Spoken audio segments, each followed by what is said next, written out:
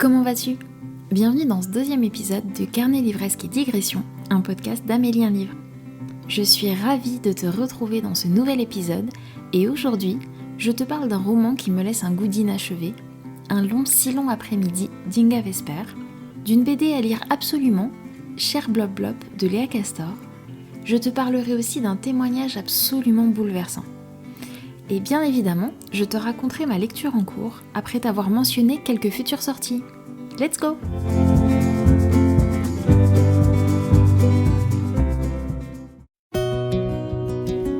Amélie, c'est moi. J'ai 36 ans et je passe beaucoup de temps à lire. J'ai commencé à partager mes lectures sur Instagram en 2019 et avec ce podcast, j'arrive dans tes oreilles. Au programme, chroniques, actualités, sorties littéraires et sans doute bien d'autres choses. Des lectures variées avec lesquelles j'espère te donner envie de te rendre dans la librairie la plus proche.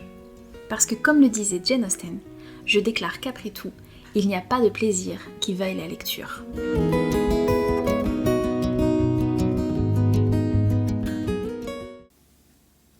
Pour ma première lecture, j'ai choisi de te parler d'une déception.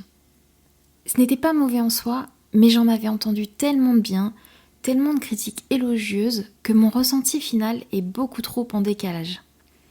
Ce roman, c'est celui d'Inga Vesper, un long, si long après-midi, publié chez La Martinière. Résumé. Dans sa cuisine baignée de soleil californien, Joyce rêve à sa fenêtre. Elle est blanche, elle est riche. Son horizon de femme au foyer, pourtant, s'arrête aux haies bien taillées de son jardin. Ruby, elle, travaille comme femme de ménage chez Joyce et rêve de changer de vie. Mais en 1959, la société américaine n'a rien à offrir à une jeune fille noire et pauvre. Quand Joyce disparaît, le vernis des faux-semblants du rêve américain se craquelle. La lutte pour l'égalité des femmes et des Afro-Américains n'en est qu'à ses débuts. Mais ces deux héroïnes bouleversantes font déjà entendre leur cri, celui d'un espoir brûlant de liberté. Déjà, même si le résumé mentionne la disparition de Joyce, je ne m'attendais pas à ce que ce roman ne soit qu'une enquête. Surtout une enquête si étrange. Dès le début du roman, on a l'impression que sont volontairement oubliés tout un tas d'indices. Ils sont évoqués, mais mis de côté sans raison, donnant juste l'impression de vouloir faire durer une enquête trop simple. Côté personnage, j'ai eu une impression de déjà-vu. Joyce en Desperate Housewife typique des années 50-60, Ruby en un cliché afro-américain de l'époque, et enfin le policier en charge de l'enquête, arrivé dans la région suite à une mutation parce qu'il a merdé sur une enquête précédente. Il est blanc, il arrive du nord des États-Unis, il travaille dans le sud et va vouloir aider Ruby. Je ne m'attarderai pas sur le côté sauveur blanc que je n'ai pas apprécié, mais il serait bon d'arrêter de créer des personnages blancs qui veulent jouer les héros pour sauver les personnages noirs de leur vie. Mis à part ça, l'écriture est prenante, avec un style sympa. Seulement passé les 70 premières pages, ce livre est devenu pour moi comme son titre. C'est dommage, mais ça arrive, il n'était sans doute pas fait pour moi.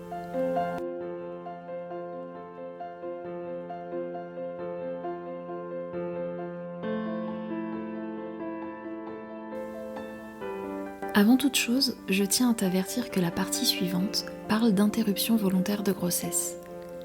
Si c'est un sujet sensible pour toi, ou que tu ne souhaites simplement pas en entendre parler, avance la lecture de quelques minutes.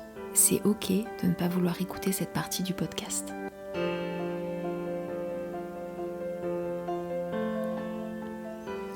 J'ai lu Cher Blop Blop, la nouvelle BD de Léa Castor parue chez les éditions Le Duc le 9 juin, au moment de sa sortie. Avant même que l'actualité aux États-Unis soit ce qu'elle soit, j'avais décidé de vous parler de cette bande dessinée superbe. 2 barres sur un bout de plastique plein de vis. C'était ça, l'annonce de Toi en moi. J'ai eu l'impression qu'elles avaient le pouvoir d'arrêter le temps, puis de le rendre insupportable. Beaucoup de choses se sont brisées face à ces 2 minuscules barres. Ma conviction stupide que ça ne m'arriverait jamais, mon rêve d'une grossesse désirée et heureuse, tout ça remplacé par une forme de désespoir.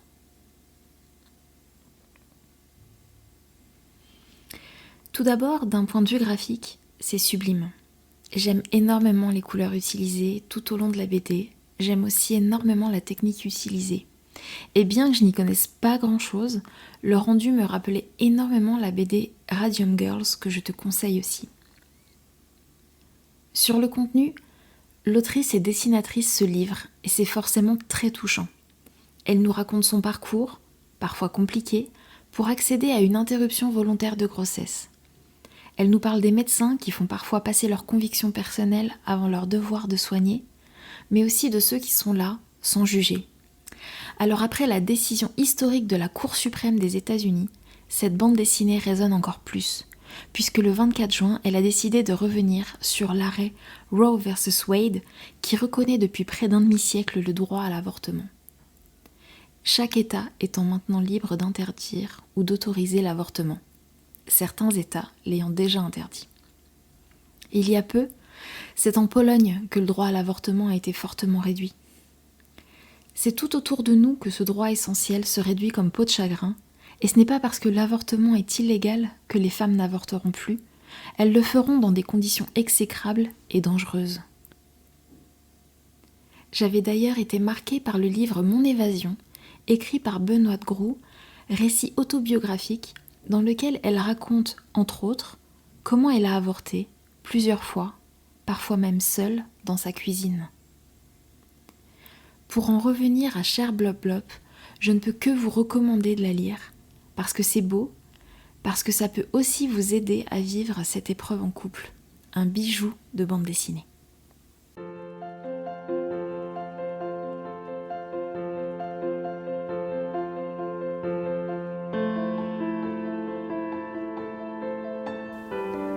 Exceptionnellement, j'ai envie de te parler d'un troisième livre, parce qu'il est nécessaire de se souvenir. J'ai lu Le dernier témoin d'Oradour sur Glane de Mélissa Boufigui, qui est le témoignage de Robert Hébras et sa petite fille Agathe Hébras. Ce livre est paru chez HarperCollins le 1er juin. Oradour sur Glane, c'est ce village de Haute-Vienne qui, le samedi 10 juin 1944, va subir la barbarie nazie. Robert Hébras n'est qu'un jeune homme qui a en tête son match de foot du lendemain, mais la Waffen-SS va investir le village et perpétrer le plus grand massacre civil de la Seconde Guerre mondiale. 643 personnes vont trouver la mort ce jour-là. Seules quelques personnes réussiront à échapper à cet enfer. C'est cela que Robert Hébras raconte dans ce livre, ce jour-là, mais plus encore. Il raconte Oradour et la vie du village avant. Il raconte aussi et surtout après, comment lui s'est construit, comment il a vécu toute sa vie avec ce souvenir et surtout l'importance qu'il attache au devoir de mémoire. C'est extrêmement touchant. J'ai beaucoup aimé lire ce livre tant il est nécessaire de se souvenir. Un livre à lire absolument.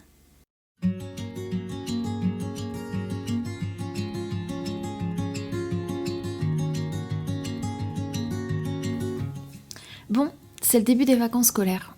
On est nombreux à bientôt faire nos valises et partir quelque temps loin de notre quotidien. Alors pour ne pas encombrer ta valise, je vais te parler de 2 sorties poche aujourd'hui. 2 romans que je n'ai pas lus, mais qui me tentent beaucoup. Tout d'abord, chez Hauteville est paru le 6 juillet le roman de Dina Jeffries, Une comtesse en Toscane. J'aime énormément les romans avec une portée historique qui sont publiés chez Hauteville. Qu'ils traitent de l'histoire plus récente comme ici au XXe siècle, ou plus anciens avec des romans de Philippa Gregory par exemple. Ici, on est donc en 1943. Une histoire avec un H minuscule dans l'histoire avec un H majuscule. Résumé. En 1943, le paisible village de la comtesse Sofia de Corsi, niché au cœur de la Toscane, est bouleversé par l'arrivée soudaine de soldats allemands. Voulant ardemment lutter contre l'envahisseur, elle procure abri, assistance médicale et toute l'aide possible à l'insu de son mari Lorenzo, qui de son côté communique des informations aux Alliés. Quand Maxine, une jeune journaliste américaine engagée dans la résistance, se présente à la porte de Sofia, les 2 femmes forgent une alliance difficile. La comtesse et la journaliste ne vont pas tarder à se trouver imbriquées dans un jeu dangereux avec les nazis. Je sais qu'on est nombreux et nombreuses à apprécier lire ce genre d'histoire sur cette période en particulier, pour apprendre et se souvenir toujours. Pour la deuxième sortie, on change de décor. On embarque pour l'Afrique australe avec la sortie chez Pocket le 7 juillet du roman de Catherine Scholes, Le berceau du monde. Résumé. Essie Lawrence a quitté l'Angleterre pour suivre son mari, éminent archéologue, dans un campement au cœur de la brousse tanzanienne. Sur les bords du lac Natron, il recherche les traces d'une civilisation primaire. Un jour, après sa rencontre avec le chef de la discrète tribu nomade des Hadzas, la chercheuse se voit confier une étonnante mission. Veiller sur Mara, une orpheline âgée de quelques semaines, pendant les 3 mois de la saison sèche. Essie, qui n'a jamais voulu être mère, pourra-t-elle subvenir aux besoins du nourrisson ? Quelles seront les conséquences sur son couple, sur ses liens avec les autres Tanzaniens, qui semblent mal accepter la présence d'une petite Hadza à leur côté ? 3 mois, rien à l'échelle d'une vie, d'une civilisation, mais bien assez pour bousculer le monde d'Essie. Et qu'adviendra-t-il de la jeune femme et de la fillette lorsque reviendront les pluies ? Publié chez Belfond à l'origine, ce roman promet dépaysement et rencontres. 2 romans pour voyager encore plus loin que tes vacances, ou simplement voyager si tu ne pars pas cet été.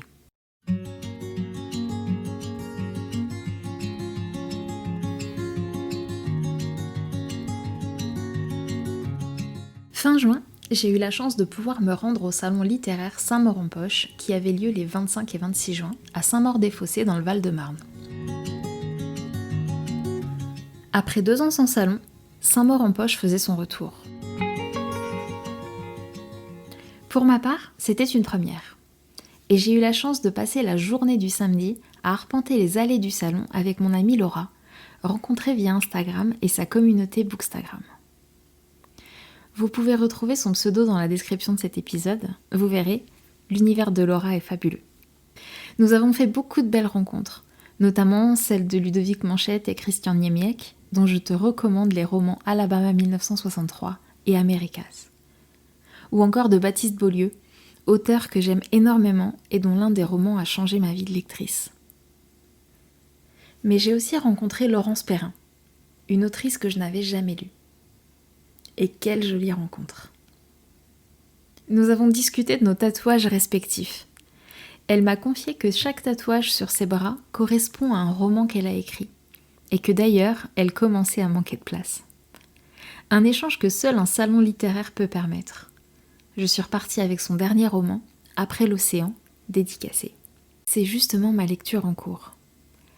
Après l'océan raconte ce qu'il s'est passé après le naufrage du Titanic pour les survivants. Résumé. En ce printemps 1912, parmi d'autres naufragés hagards tirés de l'océan, Leta Alistair, 24 ans, serre contre elle sa petite sœur Molly, en regardant approcher la Statue de la Liberté. Elles sont les 2 seules survivantes de leur famille, englouties comme 1491 personnes avec l'insubmersible Titanic. Les sœurs Alistair ont tout perdu. Leur père, Charles, dit le roi de la tourte, avait embarqué famille et biens pour développer son savoir-faire à New York. L'État ne peut même pas s'autoriser le désespoir, car Molly l'inquiète, plongée depuis le drame dans un profond mutisme. Le naufrage du Titanic est un événement majeur qui secoue toute l'Amérique, et les victimes sont prises en charge, logées à l'hôtel, examinées à l'hôpital.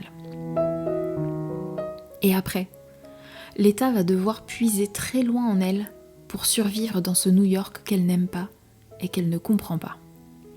Et se battre pour sauver sa petite sœur, bientôt qualifiée de folle, dans un siècle qui traite mal les fous.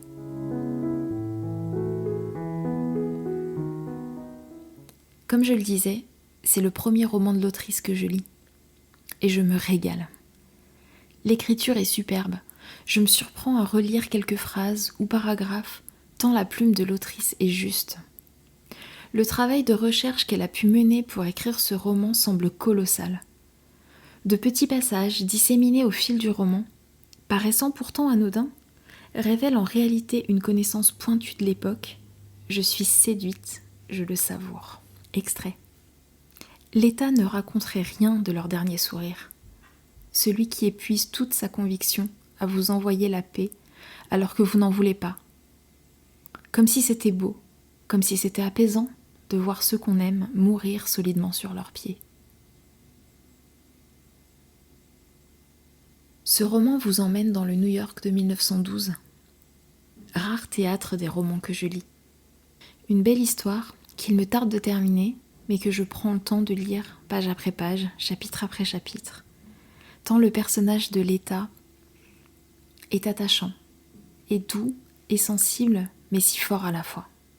Un superbe roman que j'ai hâte de continuer, terminer, et peut-être même relire.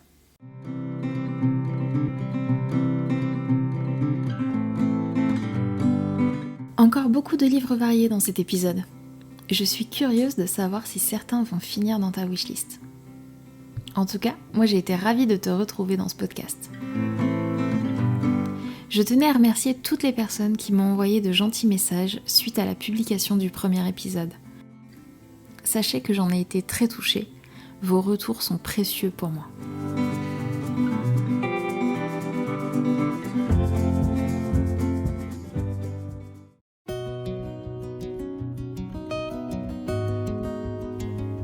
Ainsi s'achève donc cet épisode de Carnet livresque et digression. Si ce podcast te plaît, parle-en autour de toi, à tes amis, ta libraire, ta bibliothécaire et à tous les amoureux des livres que tu connais. Tu peux aussi t'abonner afin de ne rater aucun des futurs épisodes. Tu retrouveras tous les liens des livres mentionnés au cours de cet épisode dans sa description, ainsi que les liens pour me suivre sur les réseaux sociaux. D'ailleurs, envoie-moi un message si tu as apprécié m'écouter. Tu peux aussi me laisser 5 étoiles sur tes plateformes de podcast préférées. Merci d'avoir passé ce moment en ma compagnie, je te retrouve au prochain épisode. En attendant, je te laisse avec cette citation d'Haruki Murakami que je m'applique au quotidien. If you only read the books that everyone else is reading, you can only think what everyone else is thinking. Si tu ne fais que lire les livres que tout le monde lit, tu ne peux que penser ce que tout le monde pense. Ciao.